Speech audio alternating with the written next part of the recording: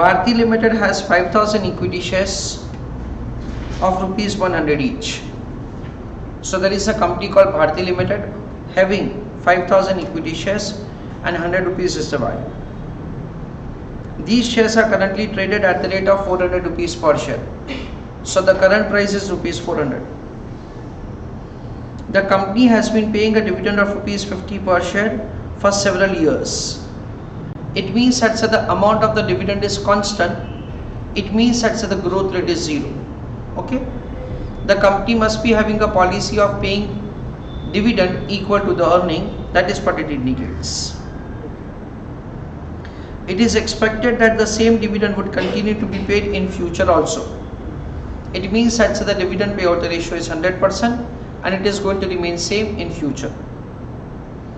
The company is evaluating a new project costing an amount of 2 lakhs, which is expected to generate cash inflow of 65,000 per annum till perpetuity. So the new project has investment of 2 lakhs and will generate the cash inflow of 65,000 for infinity. Assuming the funds of the new project are raised by a right issue of 2:5, means 2 shares for every 5 shares, and the company would continue to follow 100% dividend payout ratio. So very good clarification is made in the question that even in future the dividend payout ratio would remain 100%. Find out, there are 3 questions provided to us. I want you to calculate the answer of the first question and second question. Everybody is requested to pay attention. See, the question is providing the information that we are going for the right issue of equity shares 2 for every 5 shares held. What is the number of shares? 5,000. So how many shares will be issued? 2,000. And what is the amount required? 2 lakhs. So with that we can find the issue price. Right on answer?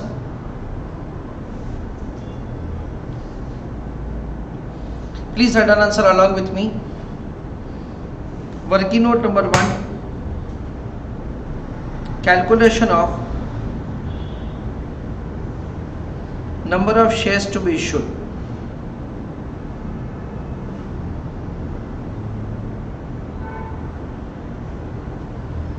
We understand, let's say, number of shares held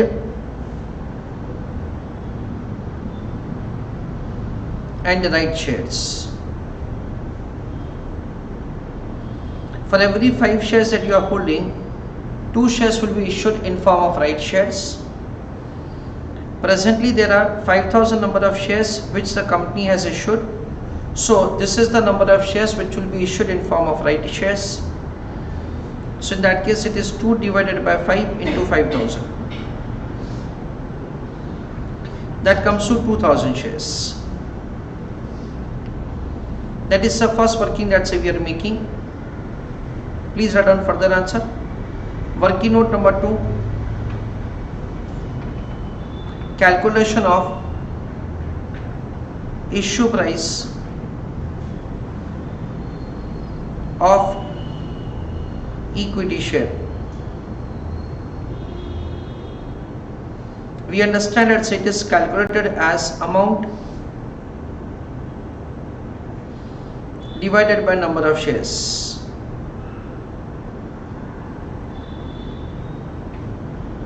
The amount of the funds that we are required to raise is an amount of 2 lakhs and the number of equity shares that we are going to issue is 2,000 number of shares. That comes to 100 rupees per share. That is the way we are required to make the calculation. Next, working note number 2. Calculation of cost of equity. Now why do we make computation of cost of equity? I explain to you. Do not write anything, let me explain you. We understand something like this. I am just giving an explanation to you. As far as existing shares are concerned, we can see that the information is provided to us that there are 5,000 existing shares and the price per share is rupees 400. So we understand that existing 5,000 number of shares and the price of equity share is 400. So that comes to an amount of 20 lakhs. As far as the right issue is concerned, we already have found that the 2,000 number of shares will be issued. The price at which it has been issued is 100. So we raise additionally 2 lakhs. So it is 22 lakhs is the value and number of equity shares are 7,000. So we understand that 22 lakhs divided by 7,000.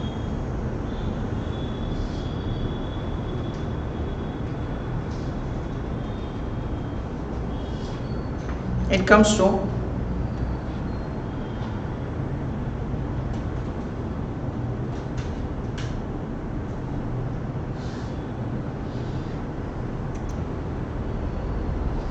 314.29.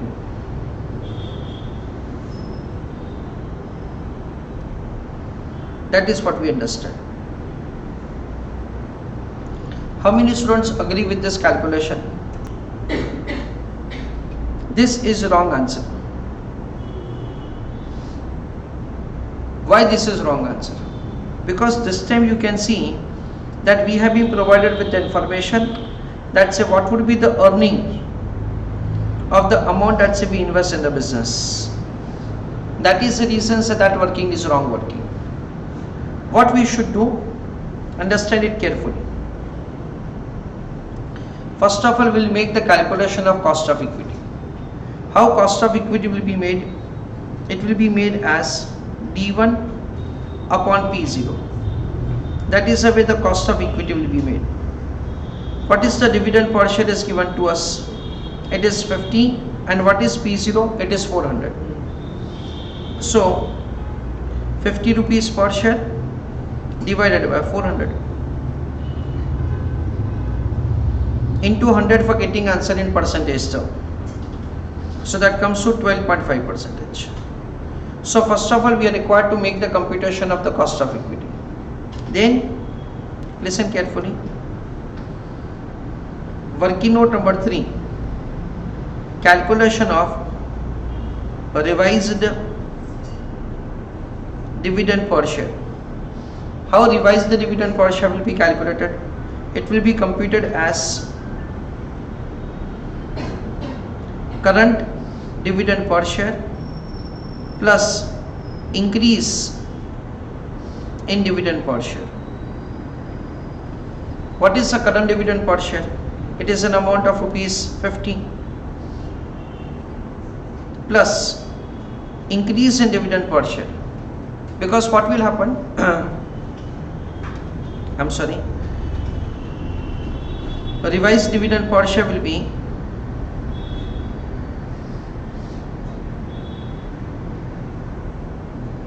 dividend upon dividend upon number of shares.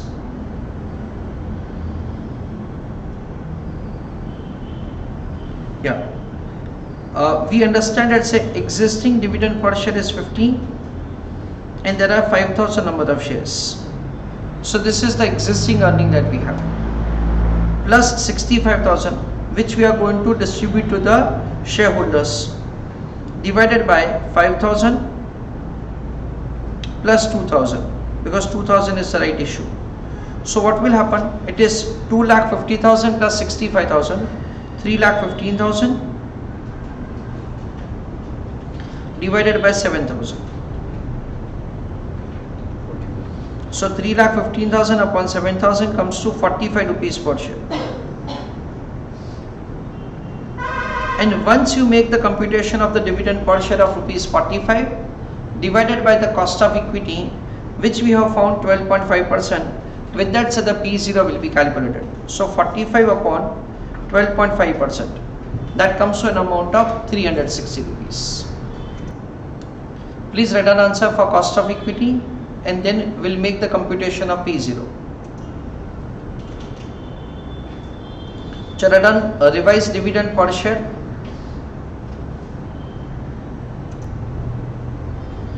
Chalo done answer.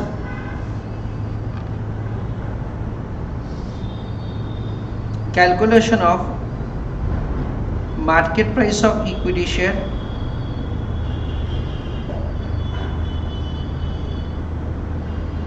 after right issue.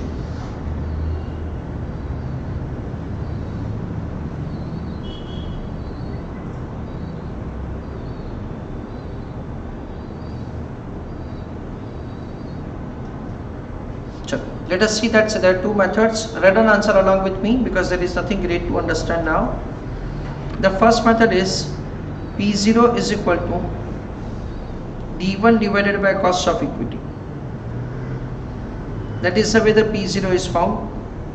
What is the amount of the dividend per share? Amount of the dividend per share is 45 rupees divided by the cost of equity is 12.5%. That comes to rupees 360. This is the way you can find it, or otherwise there is another method by which you can calculate, in which we understand that there is existing shares and there is right issue. As far as existing shares are concerned, for that the number of shares are 5,000. Market price is an amount of 400. That comes to an amount of 20 lakhs. And from the right issue, we are able to earn 65,000 rupees from end of year 1 onwards for perpetuity. The same divided by 12.5%.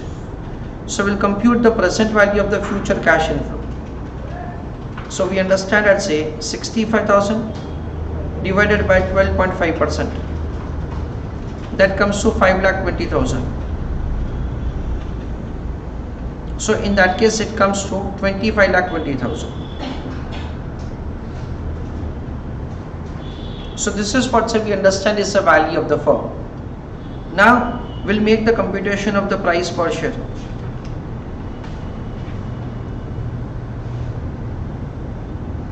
It is value divided by number of shares. So it is 25,20,000 divided by 7,000 number of shares. That is 5,000 plus 2,000. So in that case 25,20,000 divided by 7,000. That comes to rupees 360. If at all you want to go with this method, the second method, then in that case you don't have to add only 2 lakhs. You are required to add the present value of the future cash inflow, and with that we are required to make calculation. So over here there were two questions. First question was new dividend per share, which we have found an amount of rupees 45, and the second is new market value per share, which we have found as 360. C question is what is the overall gain to the shareholders? Let us see, let's say, how to make the answer of the C question calculation. Everybody is requested to pay attention. Answer of the C question. Calculation of gain to shareholders.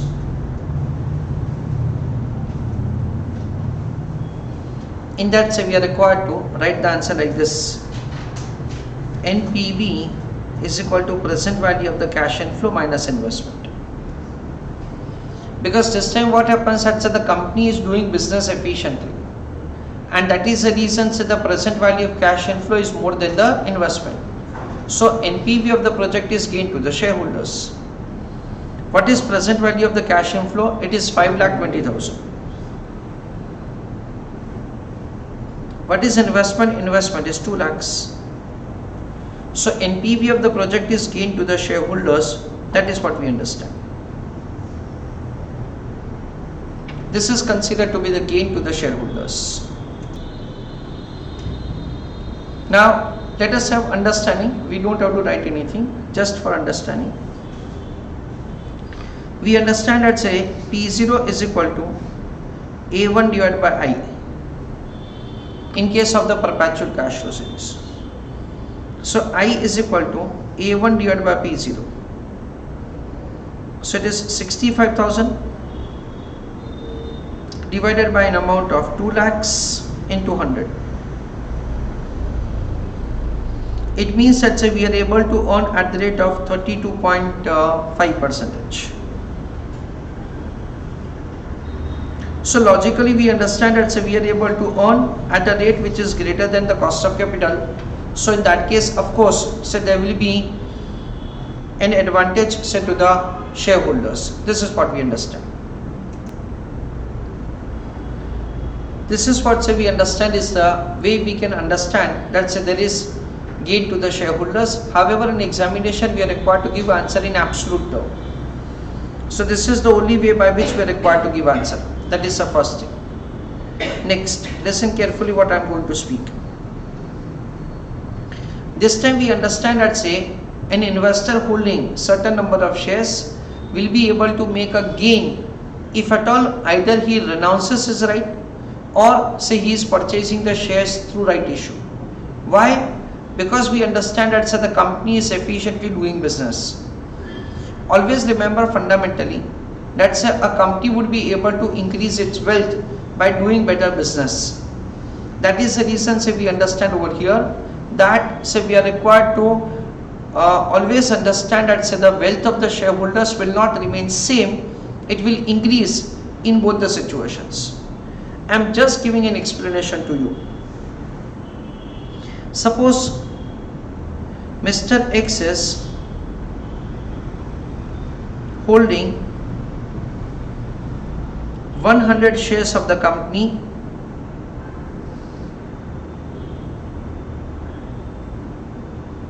before a right issue.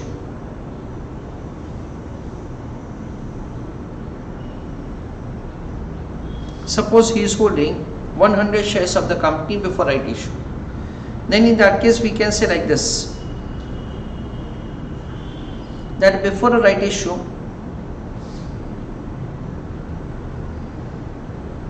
$100 shares multiplying with 400 rupees per share. So in that case it comes to rupees 40,000. That must be his wealth say before the right issue. Now after right issue,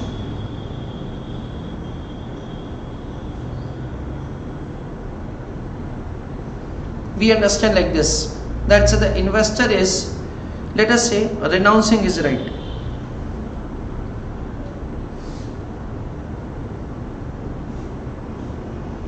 Then in that case, what is the amount that say he will be able to charge from somebody? Let us calculate that. For that say we are required to find the value of right.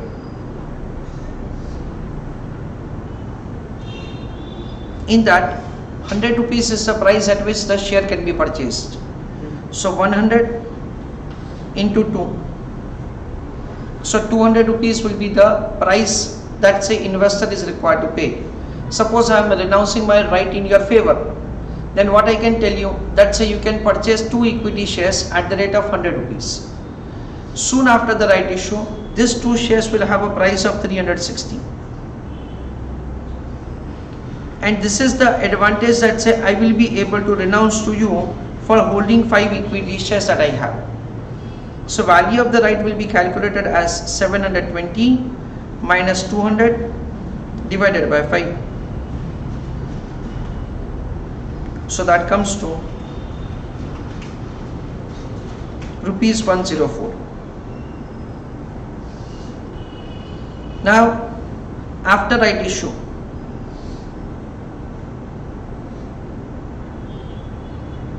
what will happen? Number of shares.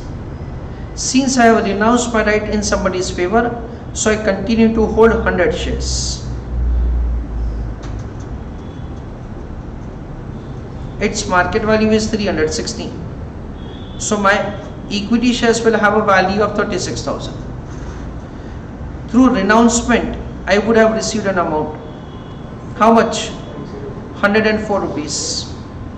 So in that case I would have received 10,400. So 36,000 plus 10,400. That comes to 46,400. So my wealth increases from 40,000 to 46,400. So that is an increase by 6,400.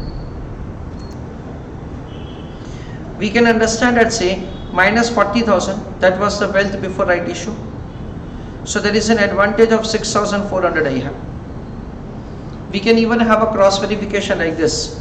For 100 shares, I get advantage of 6,400. So for 5,000 shares in total, what would be the advantage? 6,400 into 5,000 divided by 100. That comes to an amount of rupees 3,20,000, and this 3,20,000 is nothing else but it is NPV of the project. That is what we understand. Now instead of renouncement, suppose I make application, then in that case what will happen? We are required to show the verification like this: shares. Before right issue I was having 100 shares.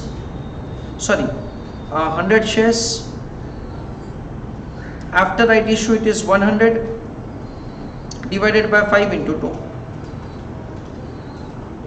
I would be holding, say, 140 shares.